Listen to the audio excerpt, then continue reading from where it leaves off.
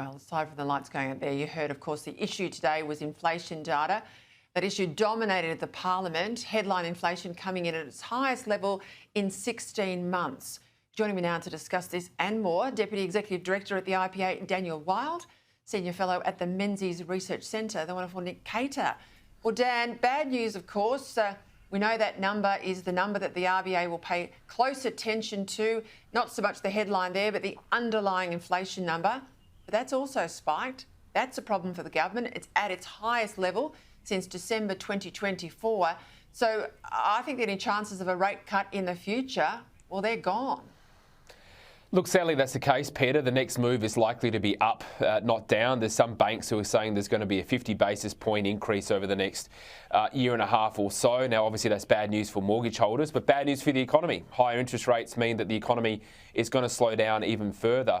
Now, there's three key causes. Obviously, there's the energy price increase of over a third in just a year. You've got this mass migration program, which has been completely unplanned for, which is putting pressure on supply. Because there hasn't been the provision of services we need to keep up with it. And the third factor is massive government spending. You know, if you look at the government's own budget figures, these aren't made up figures. You look at the government's own budget, they're saying that government spending is going to increase by about 3% in real terms, but the economy is only going up by 2% in real terms. So you've got spending that's growing at 1/3 faster than the economy, and we've got productivity that's going backwards. Now, productivity is a measure of how much your economy can actually supply. So when you're cranking up demand in the context of an economy that's actually going backwards in terms of its supply capacity, well, prices are going to go up, and that's exactly what's happening. You know, Nick, every single time the Treasurer says renewables are cheap, that the cheapest form of energy, he might be talking about their generation. He's not talking about getting them to market, you know, getting them from where the turbine turns or the sun hits the solar panel, getting it from that paddock to your power point. 37% increase to power bills. I'm not telling any of our viewers anything they don't know. They are paying for these bills. But surely the government has got to stop that lie, given these stats are coming in month after month. And we also know they promised big at 2 elections and they have not delivered. I think certainly the public are cottoning onto this, Peter, thanks to a large part because the reminder that comes through their letterboxes every quarter. But I thought the interview last night with Matt Keane that was on Sky News, that Andrew Clennell did. I thought that was very telling because Andrew pressed Matt Keane, who is essentially, the mouthpiece for the government on these issues. He pressed him time and time again. So when will prices come down? And Keane just couldn't say. He obviously could not deny they've gone up, that the $275 reduction off our power bills did not happen, that renewables are not cheaper at the moment, but could not say when they would be. So I just think that this is just collapsing as a narrative. And I think that it's part of the reason, or a large part of the reason why, as you said earlier, Bowen is not long for this position. Let's go to those comments today in the speech at the Press Club by the Shadow Treasurer, Ted O'Brien. And I thought he was very shrewd to make the point, Dan, that the budget would be blowing out by a further $100 billion over the next decade if it wasn't for bracket creep. People at home might think, oh, well, good on bracket creep. Well, bracket creep just means you are paying more, that you're falling into another tax bracket just by natural increases in your wages that are offset anyway by what you're paying with inflation. So, you know, this is not a good thing. This is coming from your pocket, Australia. And so unless the system, the progressive tax system is reformed, poor old punters will be paying as they always do. Yeah, that's right. I mean, obviously the Liberal Party is sensitive to having gone to the last election promising higher taxes rather than lower taxes. So this is, I think, is a way of them trying to get around that and say, well, Labor's going to crank up your taxes just through bracket creep alone. I think there's an issue here, which is that Australia is heavily reliant on income tax compared to any comparable nation for our overall tax take. It's one of the highest of any comparable nation, and that means that salary earners have to carry the back of the entire budget. I think the other point, Peter, is that we need our political leaders to start actually talking about economic growth. You know, when was the last time we had a political leader, state or federal, talk about growing the economy? You know, as I mentioned before, the government's own budget says they're only going to get 2.5% real economic growth. Hawke had it at 4 or 5% real economic growth. Howard had it over the 3% year after year. So the only way we're going to get out of these problems, the debt, the deficit, the high taxes, is to grow the economy. And we need to have leaders who are ambitious for that, to try to get to 4 or 5% real growth once again. Now, yes, there'll be some in the media who say, well, that's never going to happen. Those days are behind us. But we can absolutely do it. But to start with, you actually have to have that as the ambition and as the aim. And I hope that the coalition has a big, ambitious economic growth agenda that they take to the public at the next election. Well, Nick, you can grow the economy, as Dan rightly says. This is a productivity measure by getting off the back of small business, by getting off the back of business broadly, cutting red tape, making it easier to come into Australia and start something up and hire people and grow and keep the tax burden low. Or you can grow the economy with the Ponzi scheme of immigration, which is what they're trying to do, and they've been doing this now ever since Labor got into power. They'll say all the right things at the election about cutting immigration.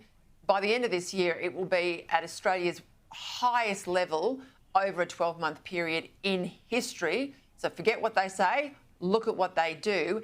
And of course, they're not willing to really do what they should do and cut spending. You know, they're going to do some rats and mice cuts, they say, about department spending, but they're not going after the big programs. They're not looking at things like the welfare system. They're just going to go through, you know, paper clips and staplers down in the Department of Finance or something like that. They're not serious about really getting the budget into repair. No, that's right. And I think what the government is now facing is the reality coming home after more than 3 years in government. In this second term, it's going to be much, much harder for them to pursue the line that 28% of GDP spent on government, it doesn't matter. You know, the increase from less than 25% to 28%. They were lucky in the first term because, as you remember, we had that great royalties boom and other things in our favour, which meant that it didn't really add to gross debt, and it seemed like they were going to get away with it, that the new magic economics that they're preaching was working. But that is not going to work from now on. We're seeing it with energy prices. That whole narrative is now destroyed. And we'll see it soon with this idea that governments can keep on spending as much as they like. And it doesn't matter. It does matter. And they're beginning to find out about that. And it'll, in 2 years' time, as we approach the next election, let's hope the coalition is match fit, because it's going to be a very winnable election. Now, this is a worry. We've got a credit ratings downgrade for Tasmania. This is from Moody's. Downgraded Tasmania today to the lowest of all the Australian states. The Treasurer at a press conference was asked whether he would have to intervene. Let's have a listen. Obviously, I'm aware of developments in Tasmania and it's a crucial part of the Commonwealth and a crucial part of our national economy. We haven't been contemplating any kind of bailout for Tasmania. I'll tell you what, Dan, the budget in Tassie is spare change compared to the mess in Victoria.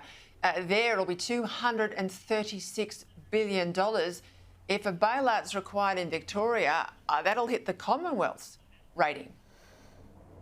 Yeah, that's right. I mean, the bailouts are coming. The bailouts are already here, really. I mean, Victoria has had an increase to its GST allocation, which means that other states get less because Victoria's economy is just so bad, it's been destroyed.